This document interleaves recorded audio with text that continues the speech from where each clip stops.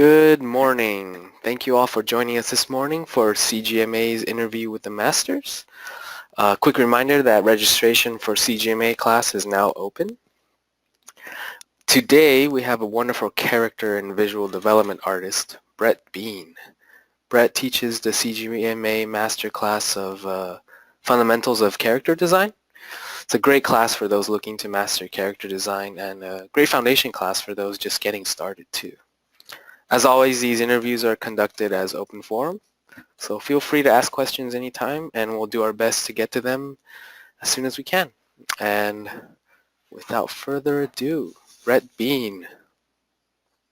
Hey everybody, this is Brett Bean. I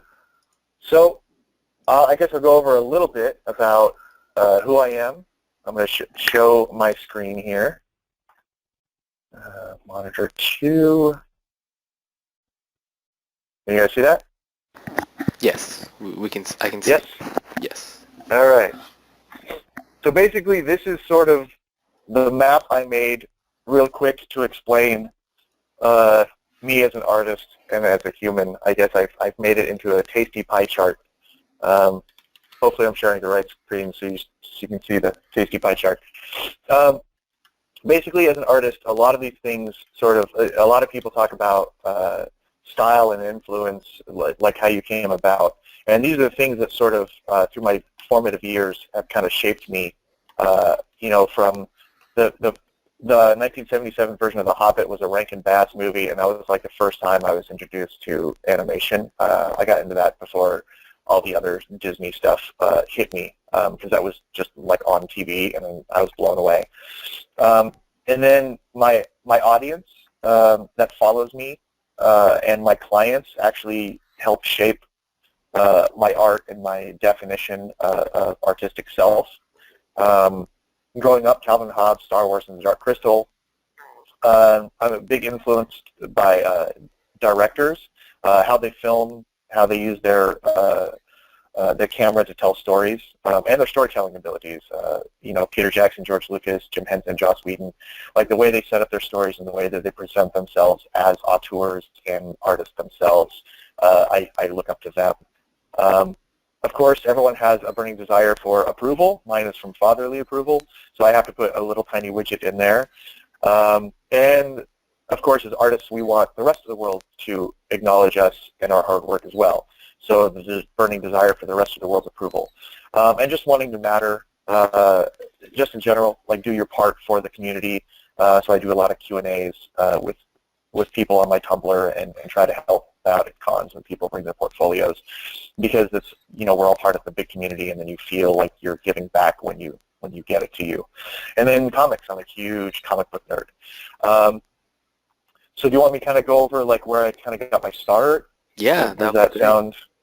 Sounds okay. Good. So I got my start at a 3D animation school called DigiPen.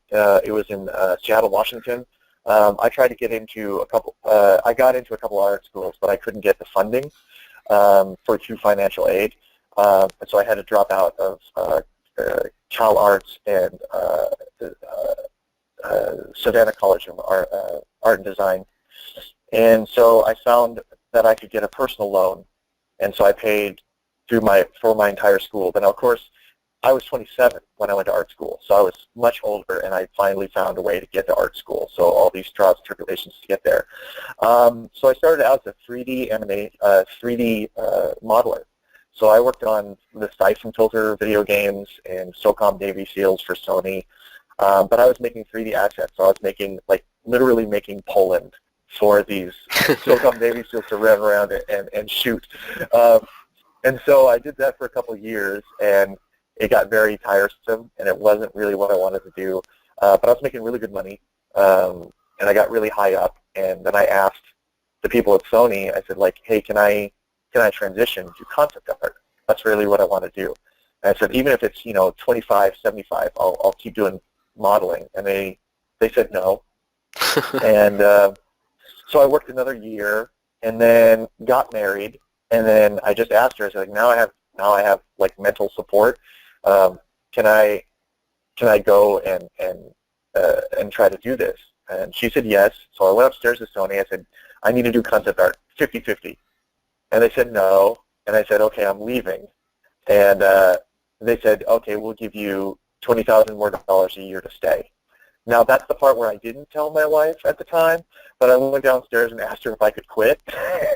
And she said yes. And I went upstairs and I gave my notice to the 3D world because I really wanted to be a concept artist.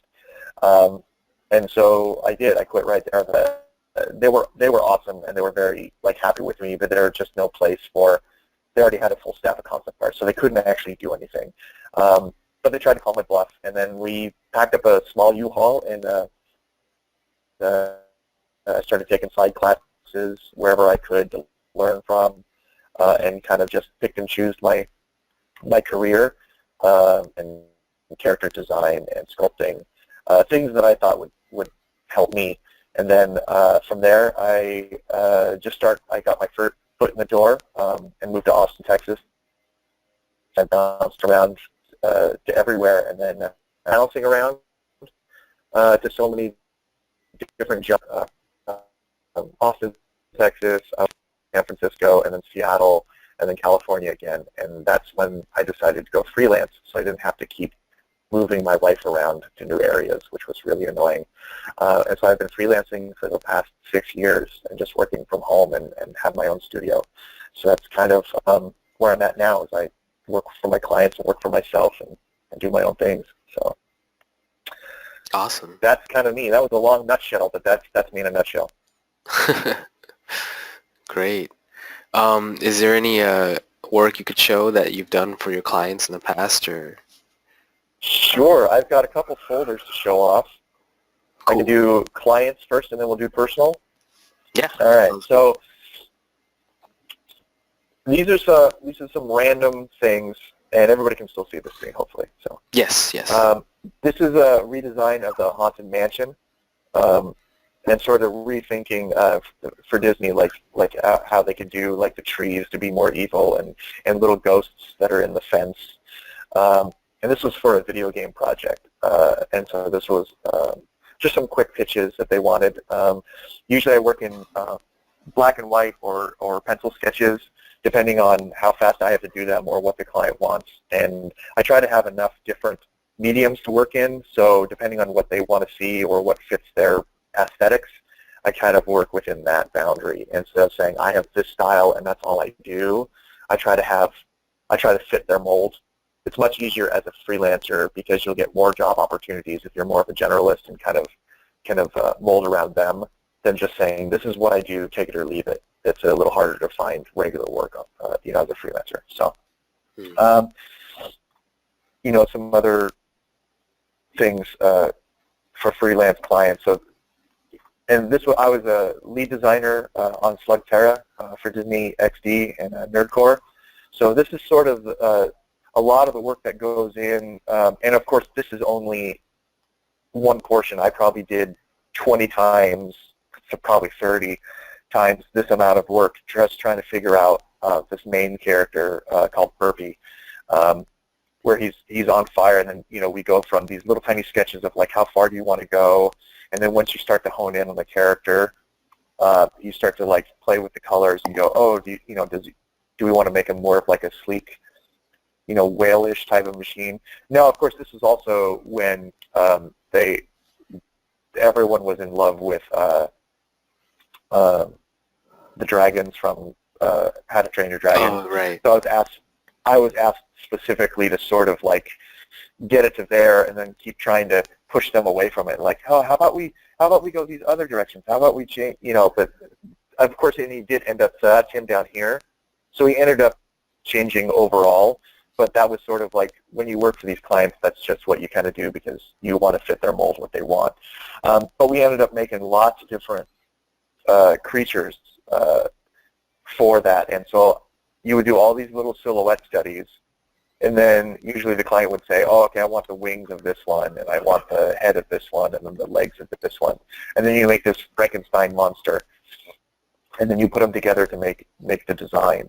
So that's pretty much what I did all the time for that project was just make these screenshots, see if I have any more from that series. So like X-Mitter, where he actually sort of like screws up transmission, and so the whole idea was to always have like some sort of gauge that he would kind of shoot off. So like all these different options for them to try, and then they kind of go, oh, we like the front of this guy. Can we put on these two feelers and have them go backwards? And I think that's what they said, is like put these guys facing away and then the bottom half of this guy's body. And that sort of colluges into one design. Actually, I think it was this guy. It was this and the top of him. And then you end up making character design. So that's most largely what I think of as character design and concept art. If you're a production artist, is you're a problem solver. It's not really about your drawing at the end of the day or your design at the end of the day. You're trying to problem solve and push the ball forward on a project. And then, because, a 3D guy's going to get this, and then they're going to make their changes as an artist, and then the animator's going to do something, and then the rigger's going to say, oh, okay, the arms need to be a little bit different because of this. So you're really just one part of this big, huge puzzle to get something out the door. So that's how I try to think of it when I work for clients, is you're just problem solving. Mm-hmm. I do book covers as well. Not a lot of problem solving because they pretty much let me do whatever I want to do.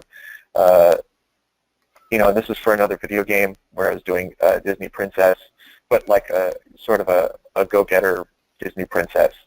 And then she had these little inklings that we had to design, and we went all over the map with what inklings look like, if they were little elflings or if they were like little actual drops of ink.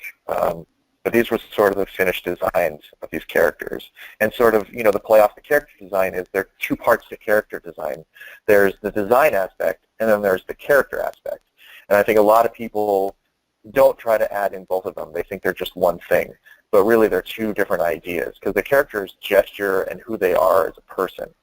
And that's going to dictate their shape and design, but their posture, how they interact with other characters. So there's character and design, and this is sort of the marrying of the two, is once you find out who they are and what motivates them. So that's what we're trying to do, is try to find out. She's the wild child, so, lots of running around, and she's always got paint on her toes, and she's got this big extra long sock, and she wears a button as a shoe, and she's got a tape ruler as a belt. So really trying to, the ornery one. So all of his he's always kind of hunched over, and then every once in a while we get a little picture of him being happy. And the doofus. So you try to find out really quick, like what you want. So he has Post-it notes as his pants. So he's always running around, and Post-it notes are flying off of him as he runs around. And just random designs. But this is sort of the flow of how you would do a design for a client, is you'd have all these sort of ideas and go, oh, this is kind of what I want to do. He spits out his lava lamp thing, but it's always kind of inside of him. And then you kind of do the turnarounds of what you think he should look like, and then you do an orthographic view for the modelers to do. So that's in a nutshell of what character design kind of is from start to finish, is these quick ideas, get your idea down, get approval, do color, and then you do turnarounds. And that should be all the information that a team would need to take it to the next level. Mm-hmm. So this is some work I did for Henson, and this is probably 1 out of 50 pages I did for these characters. So this is an Italian TV show, and this is the character. So Henson had already made them, and he was a huge hit, and they needed a sister from overseas, like a cousin or something like that. I think it was a cousin.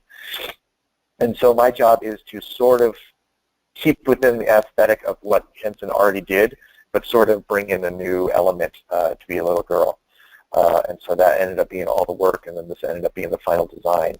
But you do all these different options for them, to see what they do. And this is a lot of my Henson work that can be shown. So a lot of these just designs for various projects that I've done for them. I love working with them and for them, and I love seeing what it turns into afterwards. It's the most fun to see. So just a lot of random stuff, and then you have different ideas, and you want to present them, appropriately, so the client also gets excited. This is this is like a random TV commercial that I did for a Chinese tire company, and they wanted a gecko, and so this is a lot of the kind of stuff that you kind of work off of, all the way to where sometimes it's just sending in sketches, and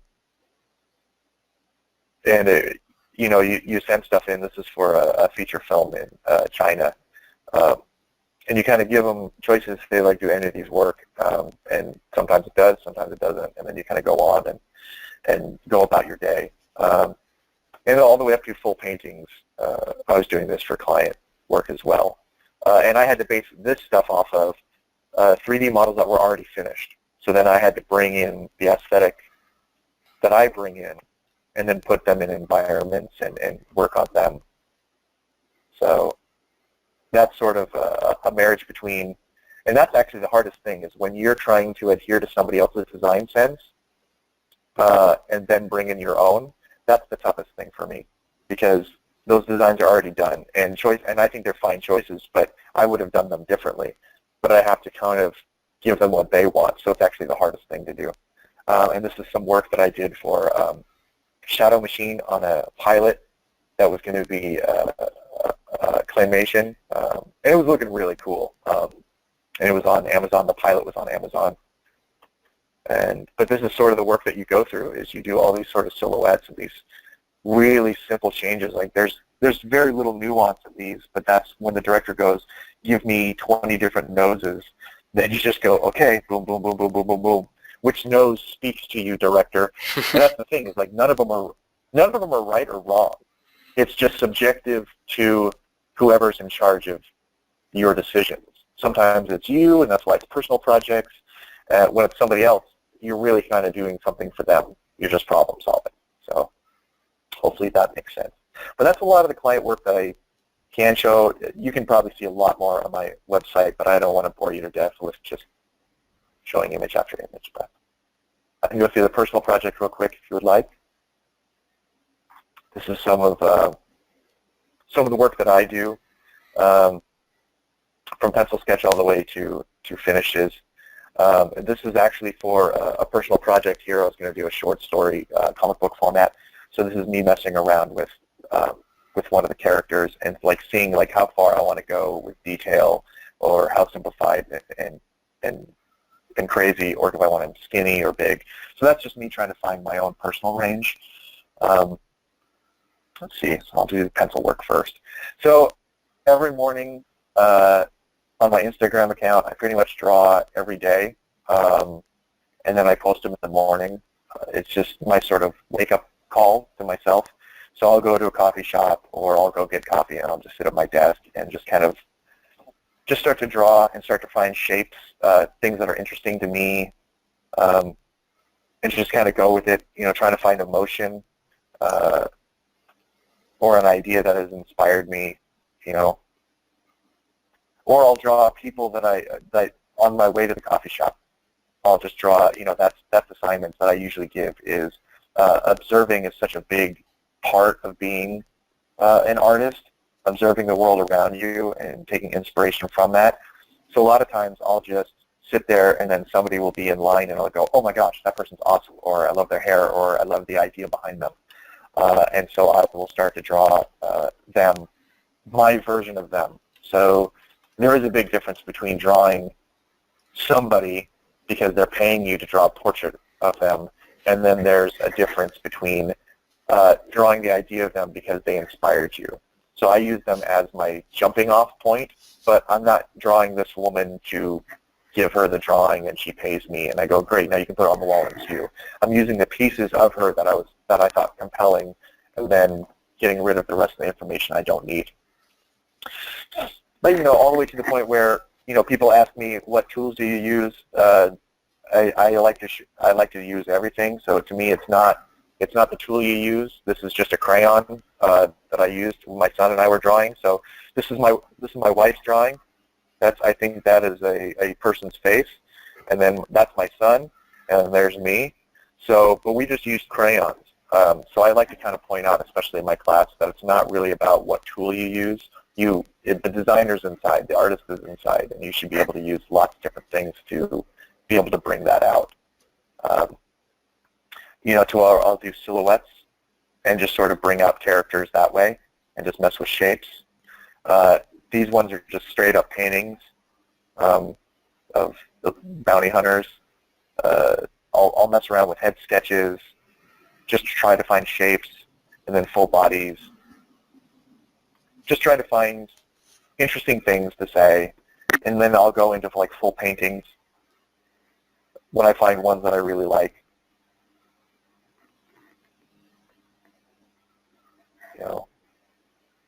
I just think of these little tiny guys cooking marshmallows on open fires, and I just kind of giggle to myself. And he just started out with a pencil sketch, and then I kind of went from there. Trying to think of different properties if I were to do futuristic wizards. So just trying to think of different things to sort of add to the mix to keep me motivated for personal growth and for different ideas, because then you don't know which one's going to take off. Like this is the latest one that actually took off. So this is the 3D kit that we're going to be actually going to be selling, but Matt Forup, who works at Disney Infinity and is an awesome guy, and the Mold 3D guys, we got together, and just based off of this drawing here, my own personal drawing, and it inspired everybody to the same spot, to where, we started doing things to bring it into Matt's, the 3D modeler's aesthetics. And so I did some paint overs of what we should do, and then I colored his 3D model. We do little paint overs, and so we end up, coming up with something like that. And that's more of a collaboration project, and that's a personal project that I love because I'm working with other extremely talented artists between Robert and then Matt and then and then we end up getting this cool, sculpting from it. So that's going to be a property that I develop further into a pitch series to be something real beyond just the scope of the one character. But you never know when you work on your personal project that what comes next after that. If you're amiable and kind of open to it, the floodgates kind of open to where you can go. This is like my latest one of another one that I'm going to be doing.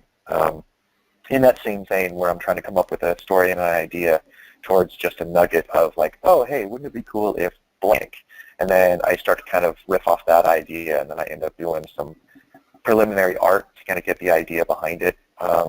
And we'll see if that floats to the top, or, let's see, I have another project that I did that with where I took my love of all 80s shows like G.I. Joe and He-Man and Thundercats and all that kind of stuff, and I said, what if I did medieval aliens, Knights of the Megaverse? And so I just started to mess around with what would these guys look like. So I just sort of mashed together my love of, all of this different types. I don't have Transformers in here, but I should. I should do a couple of Transformers in here too. But this is my version of Snake Eyes and Storm Shadow. Like it's sort of riffing off of what they do. Like, so here's the big bad guy, Kilgore, and then the mighty leader of the good guys. So it's just medieval aliens, mid-aliens, and that's the sort of stuff that kind of just, I don't know, I do for a lark because it's fun, and then it just turns into stuff that I find fun. She's the speedy one, so she's got 4 legs, and she can crawl up walls, and this is my Orko / Snarf. It's sort of like just riffing off of what they do. The benevolent, he only toots and whistles, but he's the one who kind of oversees the whole, the life of the party. He's the spiritual guidance leader, but he only toots and farts out of his nose. And the guy who goes back and forth, he's got an evil side and a good side, like we all do. So it's a lot of just strange stuff that I throw together. But I am all for lots of work and practice. Like, I put this together. This is not any client work. This is just all personal projects, just from 2013. all the artwork I did on the side that I wasn't paid for, but just wanted to do for the sake of doing and getting better. So for me, that's sort of the biggest thing is no one piece of paper or drawing or painting is going to make your career. It's a culmination of everything put together, of who you are and all your influences and everything as you go along. So I'm a big proponent of doing lots of work and trying lots of things and pushing yourself. So yeah, I should do another one where it's actually all the client work too. So this is just all stuff I never got paid for. Just did it because it was fun. And then this is the stuff that turns into an art book where I do like an art of Brett Dean. This is the stuff that ends up being in there because I can't put any client work in there. But that's kind of like the two halves of me as an artist. So the personal work and the client work. How do you juggle between those two? Being really good at having a timeline. Like over the years, I've done a lot of work, so I kind of can gauge how fast I am or how slow something's going to go. And so I actually have a calendar. I have two calendars, one on my wall for the big scope stuff, like I need to get this, this Henson project is due by the 16th or something like that. But then I also have a little journal that I go through and go, okay, these are the 5 things I need to do today. And then I just check them off. And once those are done, then it becomes my time. So I usually take an hour and a half in the mornings to warm up, and I count that as my time to warm up, and those will be my ideas. And I usually think of those when I'm going to sleep or throughout the day. I'll go, oh, what do I want to explore tomorrow morning? Work on that as I warm up, then work for clients. And once I tick all those things off, or I'm waiting for feedback, then I hop back into some of those other projects. Like, like these guys. This is like something I want to keep on doing, is just doing like hot bounties. And so when I'm in the middle of clients' stuff and I'm waiting for feedback on a children's book cover, I'll just switch over and then just start making another one of these. So it's sort of a long game. It's not like I have to do a project from beginning to end all the way through, because freelance life isn't really like that. Everybody wants their stuff yesterday, or else it's going to take a week to get feedback. So I try to adjust accordingly and try to be really good with my hours, because I also need to devote my hours to my wife and my son and to other things, because all that other stuff feeds back into the artist life. It's not just sit down and do artwork. So you need the other things. Like I still play volleyball and racquetball. I just have to be really good at time management. So that's how I kind of juggle it, is just to make sure that there's a balance, because you'll start to feel, at least I do, when something's too far in one direction.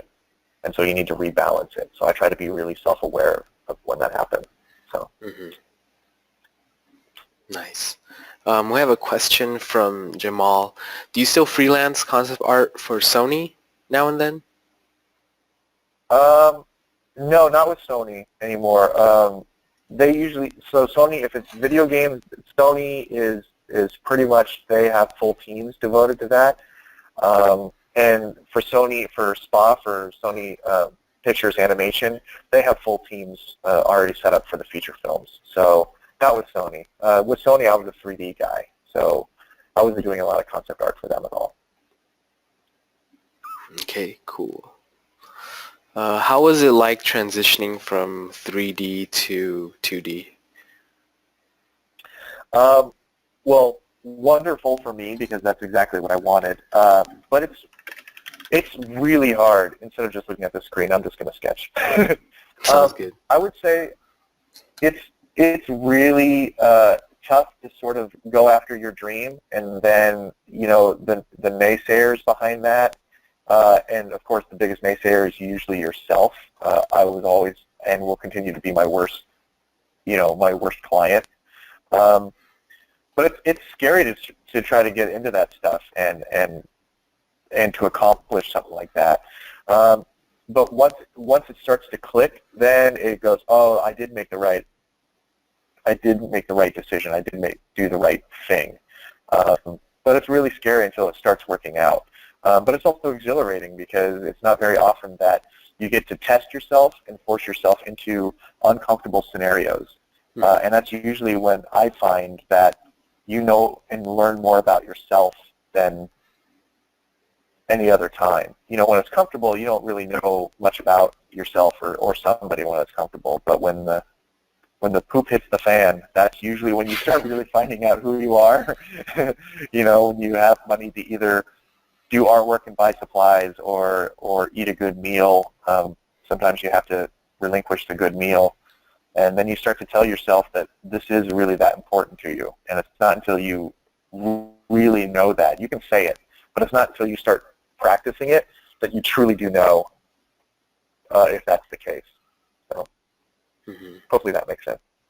Yeah, makes sense. Awesome. I'm just warming up as sketching, so keep asking questions or anything that you guys, or I can just start up on a demo. What do you feel like? What does everybody feel like? Yeah, you could start on a demo. That would be cool. As the questions come in, I'll let you know, so you could start on a demo if you'd like. All right. I wasn't really quite sure if I should just start from scratch on something or if I should start painting something I've already sort of sketched up. Let's see. What do you feel like? What the audience says. Asking for painting. Painting, please. Painting, please. Painting, please? All right.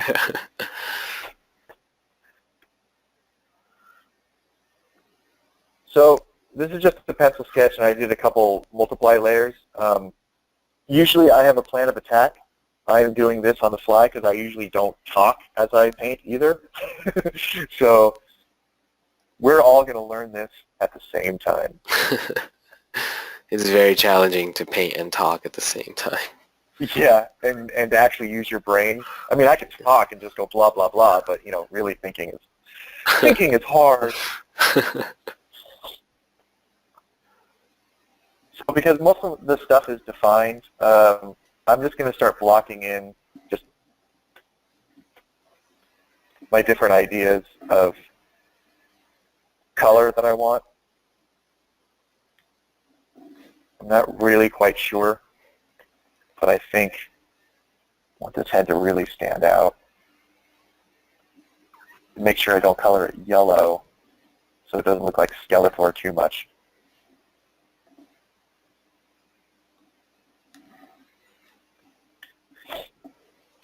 There's a question.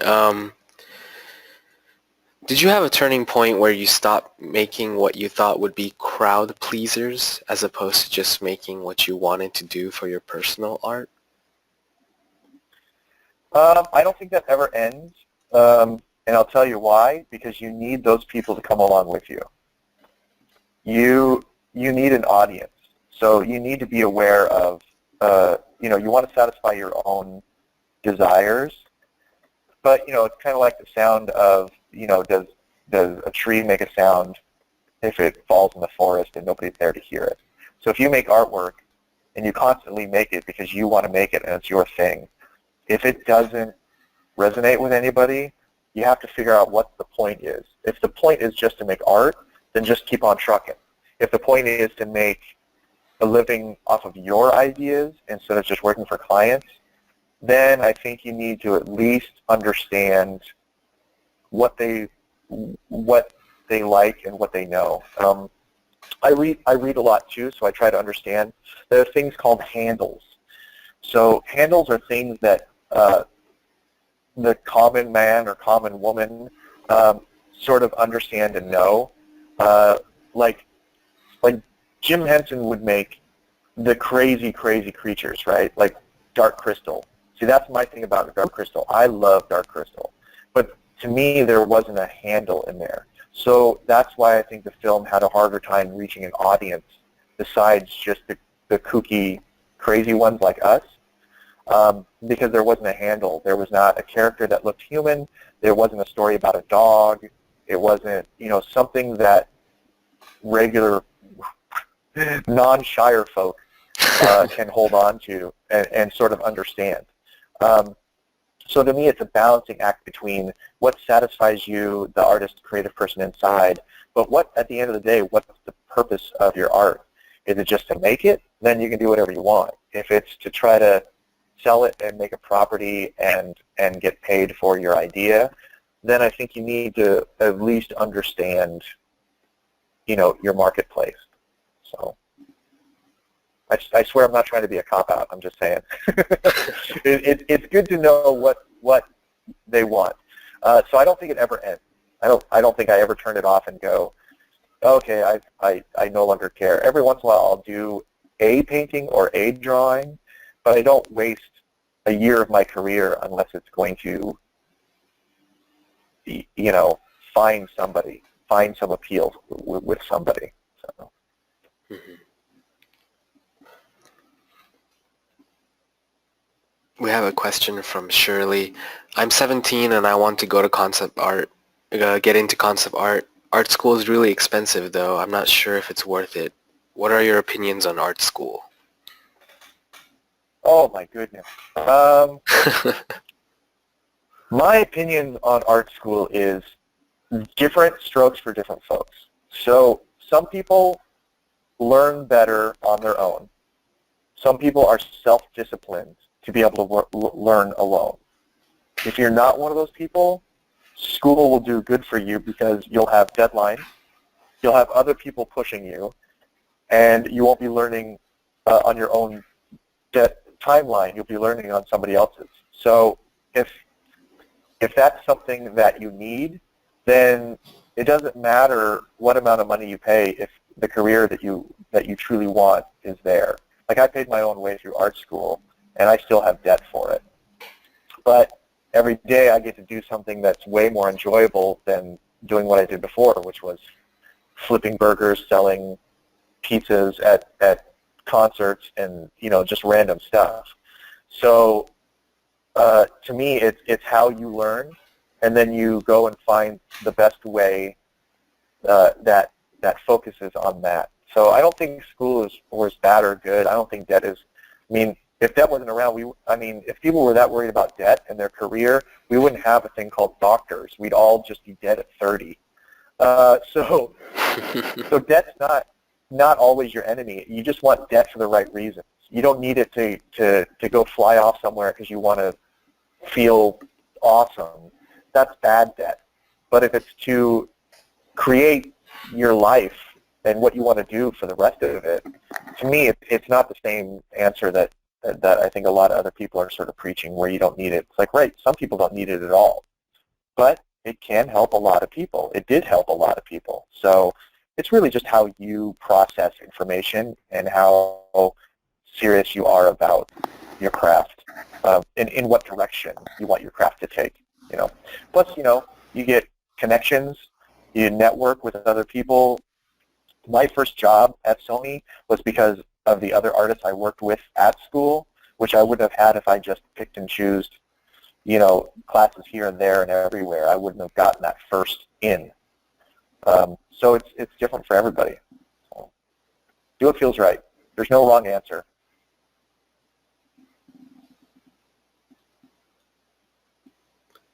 Hopefully that makes sense. Yeah, makes sense.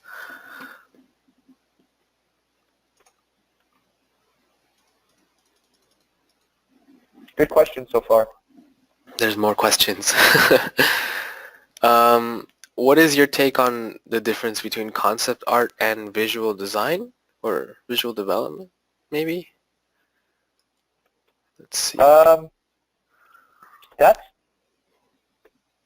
That's really quite similar, and it's going to be on a case-by-case basis. I've noticed a lot of studios look for visual development artists, and that's mostly because that word sounds really sexy. So they say, hey, we're looking for visual development artists, and you're like, wow, that's an awesome job title. But when you show up, it's like, oh, there's no visual development. Everything's chosen. You're just a production artist.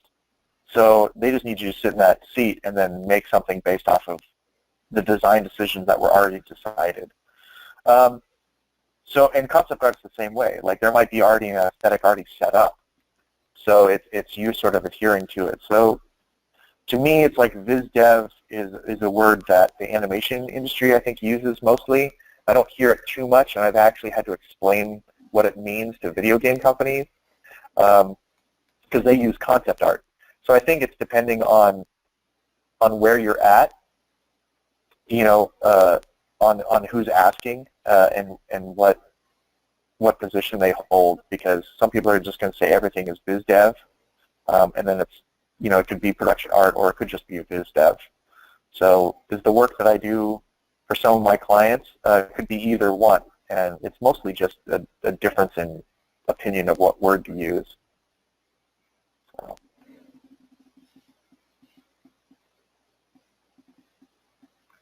When was the point you thought you have become successful? Hasn't happened yet. I'm serious, and people like roll their eyes and they look, and there are just two ways of thinking about your career. There are people who want to look for the next mountain to climb, and there are people who sort of just go, I'm there. I never wanted to be one of the people that ever said, I'm there. So I don't really think about the successes. I generally think of, like, where do I want to go next? What's the next thing? Like at the end, I want to be able to do one of everything in my career. Like I didn't want to just work in animation. I didn't want to just work in video games. So I don't think of it like that. I kind of go, I want to do a comic book. I've never done a comic book, like a full thing. And then that's been my goal this whole year, is to actually do a full-on comic book. And it's not because it pays so much better, because it really doesn't, but it's about that idea of your career, like where do you want it. But I don't really think of it as like, I finally made it. I know the only point that I recognized was when I finally said, I finally am not second-guessing every choice and every line in my drawing. So I guess that's probably the closest I've been to thinking I've made it as a career. Plus, your career, when you talk about making it, those aren't goals that you can necessarily control. Are you basing it off of how many likes you get per image? Are you basing it off of Instagram followers? Are you basing it on money? It's not really about all that kind of stuff. But I do remember the one time I thought, I can finally relax, is when I quit worrying about, where's this painting going?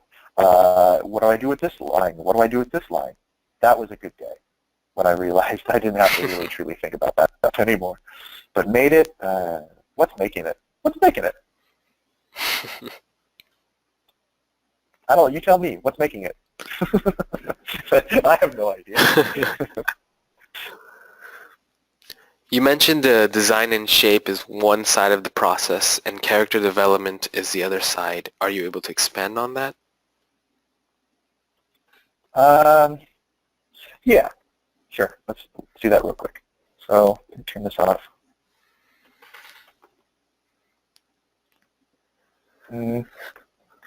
All right, so I would say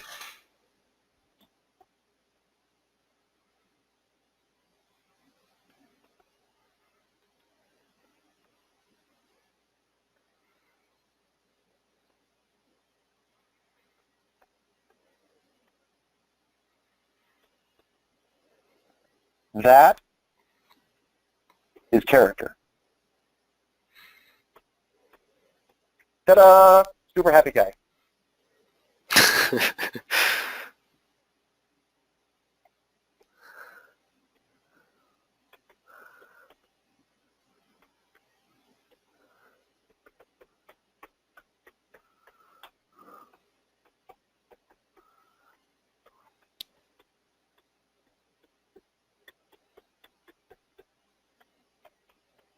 This is the design.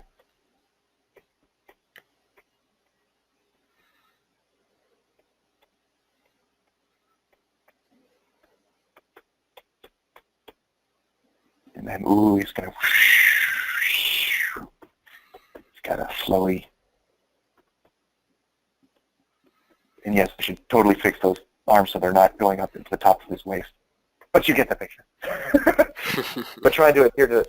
So that, to me, it's sort of the character is the person inside. I mean, the same thing can be about shape, right? So shapes can both be character and, you know, if you've got aggressive, then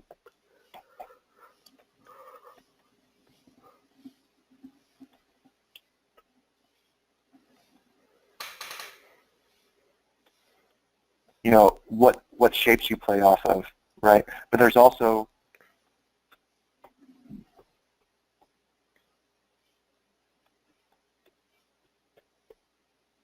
I'm using hard angles and cutting things at different, so there's a little bit more aggression, because that's how I think of what I think, like, because, you know, again, it's all subjective. It's art, so there's no right or wrong. It's just your aesthetic matching up with other people's interpretations of your aesthetic, and you hope they blend together. It's a hard concept to understand, but, you know, it's not math. There's no, like, 1 + 1 = 2. It's 1 + 1 = hand grenades and Jell-O. So it's just trying to find your audience and you know, your right clients and stuff. But then, you know, that's aggression, and then all of a sudden you're like, if they're like, oh no, we need him to be happy-go-lucky, and they're like, oh, okay. So by using shape and the character behind the shapes,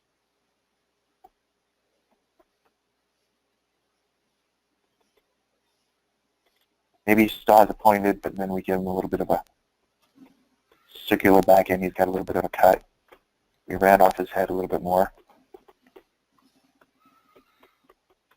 Maybe we give him more Shaggy, a little bit more like Shaggy from Scooby-Doo. Zoe? Hey guys!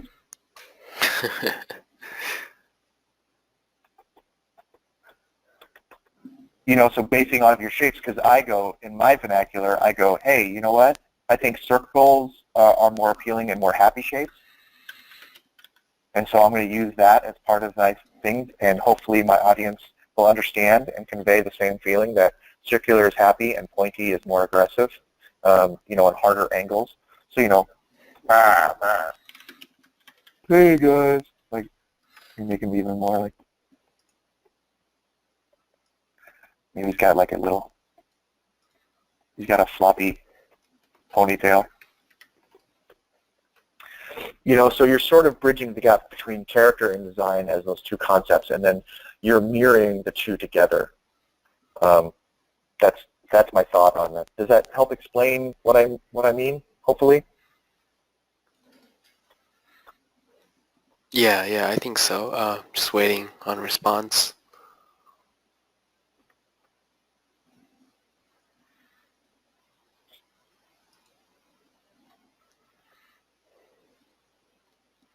Was that something that came natural to you, or did you struggle with that as well?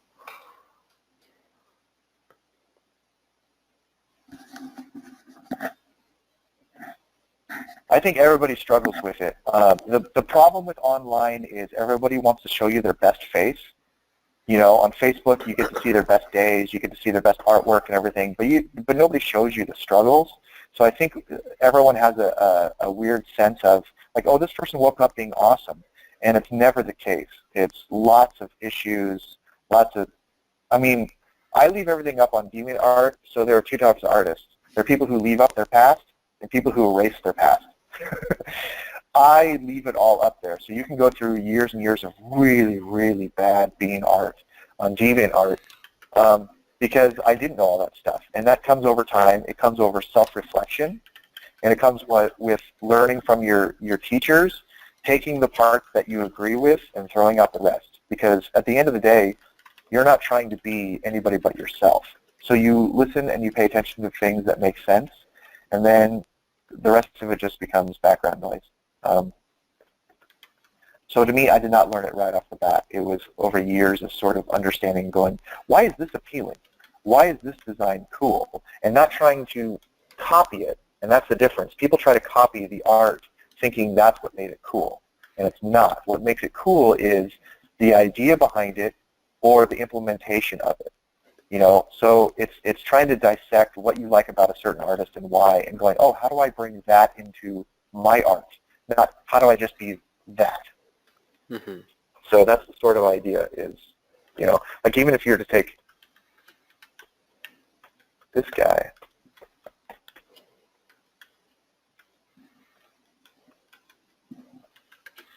And he's having an awful day, right?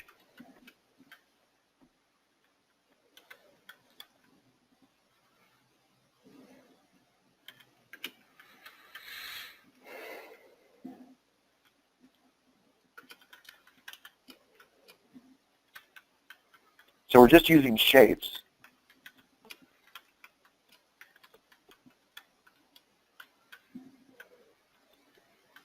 But all of a sudden the mood changes based off of the character portion of him.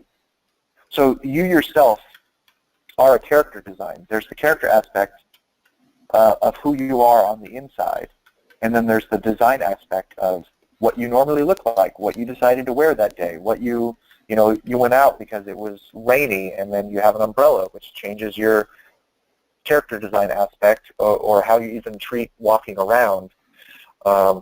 So that's the sort of mirroring between the two. Mm-hmm.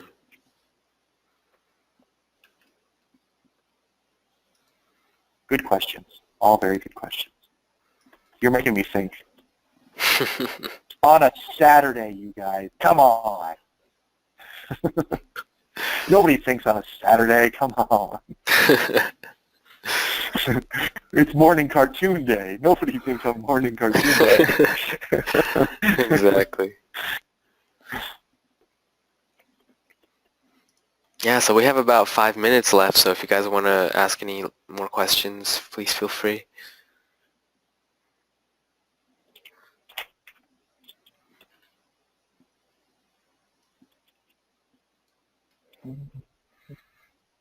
Do you have a preferred method of working? If I have the time, I will do my first round of designs in pencil, just because that's how I started to enjoy as a child, was paper and pencil. So if I have time from a client, that's how I'll start. A lot of my personal projects, that's how I start. And then from there I kind of go. So my preferred method is that, scan it in, and kind of work on it. And then I'll choose either if I want to do a painting rendering, it'll be Photoshop.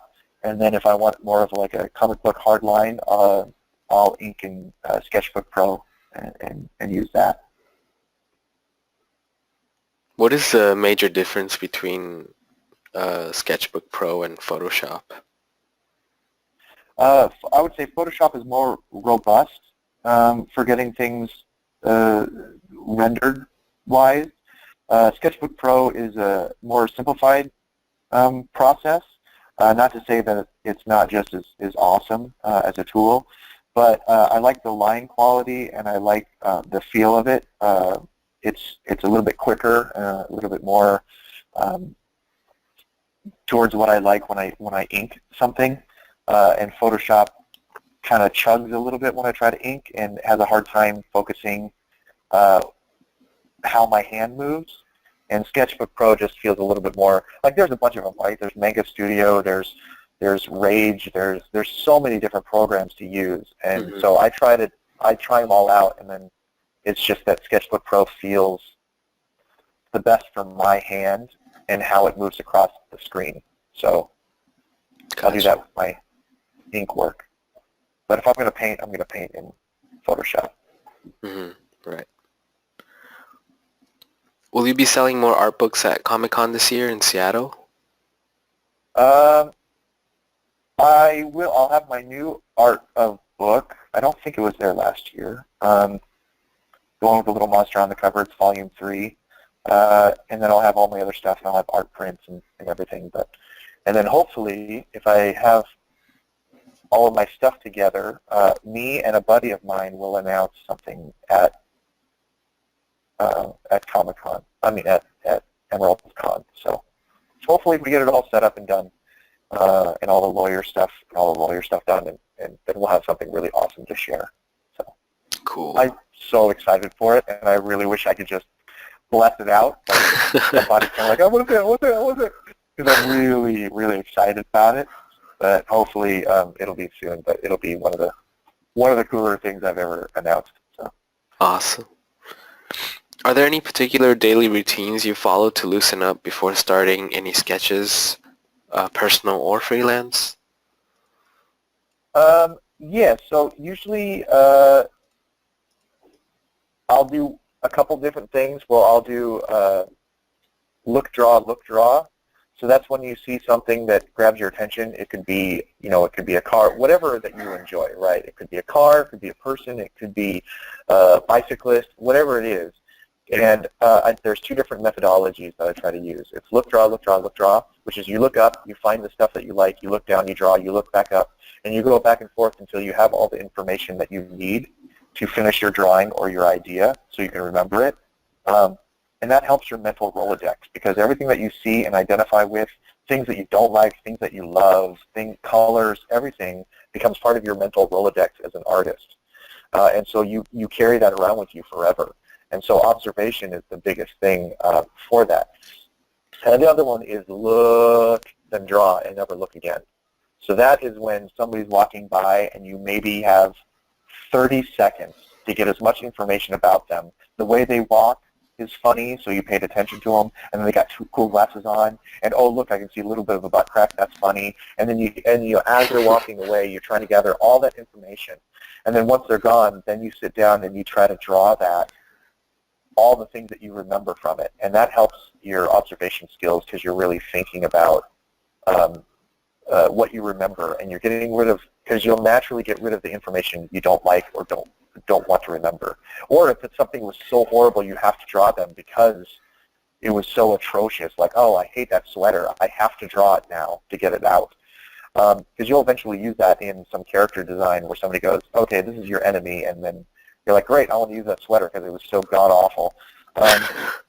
You use that stuff too. So those are sort of the two ways that I sort of go about doing it, is sort of identify your brain methodology on how to process information. Observation is huge. Because again, like this character ends up being like an amalgamation of basically me and one of the Starbucks employees that I go to. And mental Rolodex, it all comes into play, right? The tired eyes is because of me, because I have a child. And then, so that's kind of how it ends up working out. So.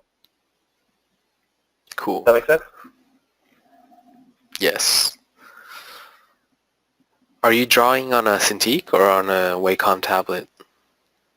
Cintiq. The 24, not the new one that is all like the Apple switch around with your fingers sort of thing. It's the one before that. And I did that. That was one of those things like, where you jump in and you say it doesn't matter how much debt you go into for your craft. I bought my first Cintiq when I was still, when I didn't have a job.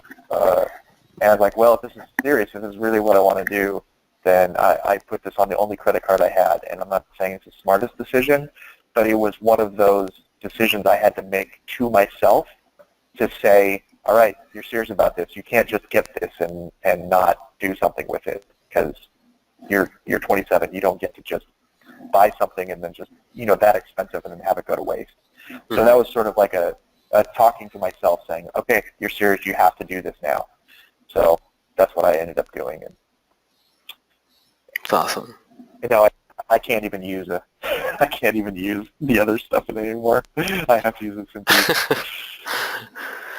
Do you still find time for studying fundamentals or just client work? Oh yeah. Yeah, well, those, if you go to my Instagram account, you'll see a lot of stuff where it's just like my drawings, but a lot of times I'm, it'll be observations just in the same way that I explained. I'll still just draw people walking by and do stuff like that. But a lot of those ones where I'm trying to experiment or try to learn something new, I don't post that stuff. So I still do it, not as frequently, especially with all my other obligations. But there's always time for that. I still try to go to, a drawing club or try to go to, figure drawing every once in a while to still work on those skills. So they still happen, but, life also gets in the way of happening. But for the last 3 years, I would be a regular at the drawing club, and then it's only really petered off this last 2015. And beginning of 2016. But it's always good to have it.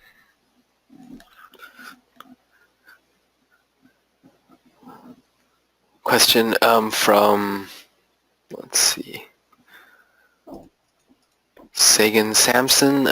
They would like to know how long it takes for you to create a complete character design, action poses, and expression sheet. That is a loss of pressure sensitivity. I would say that that's a hard question to answer because every client is different. So I've noticed the clients that pay the least are the most troublesome clients on the planet. That's just the way it seems to kind of go. So it could be where I do silhouettes. So I usually bring them along for the ride. So there are two ways of sort of doing it. What I do is I set up and I go, okay, this is the 4 rounds we're going to do. We're going to do sketch ideas and silhouettes. You're going to pick the ones that you like. I will then do a cleanup version of that. You'll approve the one from there. Then I'll do color comps. Then you'll approve that from there. And then I'll do the final render. And then from there, some people will want turnarounds. Some people just want expression sheets. But from beginning to end, you're talking, it could be a process of a day to a simple character. Also, a lot of clients just go, we need this by tonight for a meeting. And you just get whatever you can done in the amount of time that they ask. And you go, okay, I can do that. It's just not going to be flawlessly executed because that's not the point. Again, you're problem solving. So a lot of times I get like, we only have a budget for 2 days. Can you get all this done in 2 days? And then it's up to you to decide, can you get that done in 2 days, or is it worth like not taking the money? So it's different for every project. I know it's a stinky answer, but it's the truth. It is the truth answer. Which are usually stinky answers. Great. We probably only have time for 2 more questions. So 2 more That'll questions. make it good. What was the worst That'll be amazing question. What was the worst advice you received? You should not do this anymore. You should go do something else. I got that from my art instructor. Oh, no. Yeah, at art school. I got that from my art instructor at art school. That one sucked. But, you know, prove them wrong. But that was the worst advice I got was just stop and do something else. Well, good thing you didn't. And last question, are you mainly freelancing and personal projects, or do you have some other sort of way of income? So I mostly rely on freelance, and my personal projects make some money, but I'd like to transition into more of that. But again, a lot of that is based off of it's so weird to say fans. So people that want to follow me and enjoy what I do, they're the ones who usually end up supporting me, and I want to transition more into that. So through whether it be, you know, online sales, book sales, stuff like that, I'd like to transition more to that, but freelance is pretty much the primary thing. And then all that client money kicks back into the personal projects. So it goes to living, it goes to my family, and then it goes back into personal projects so I can take time off to do personal projects. Like the model kit that we're doing that I showed, a lot of that is personal expense money. So I save up all the money from my online book sales, and then that becomes my portion to kick in for getting those, you know, we're getting a print run of 40 of those characters done as maquettes. But that's all money that I have to kick back into the system. There's no big conglomerate or corporation. It's just me. So it's usually money that's funneling one into the other, and then vice versa. So I have to fix my own computers. I have to buy all my own gear because I am my own business. So my client work feeds all of that stuff. Gotcha. Great. Well, Thank you so much, Brett. Do you have any other last words you want to say before we finish off here? Any other last words? I don't know. I think you guys are all awesome, even though I haven't talked to you. So thank you. Really great questions, and I would just say that be happy with how far you've come, but not satisfied with where you're at. Just keep pushing yourself and keep going. So. Awesome. Well, it was a pleasure, Brett. Thank you so much. Thank you. Thank you guys for being here. Have a great day. Bye-bye. Thank you, everybody. Bye-bye.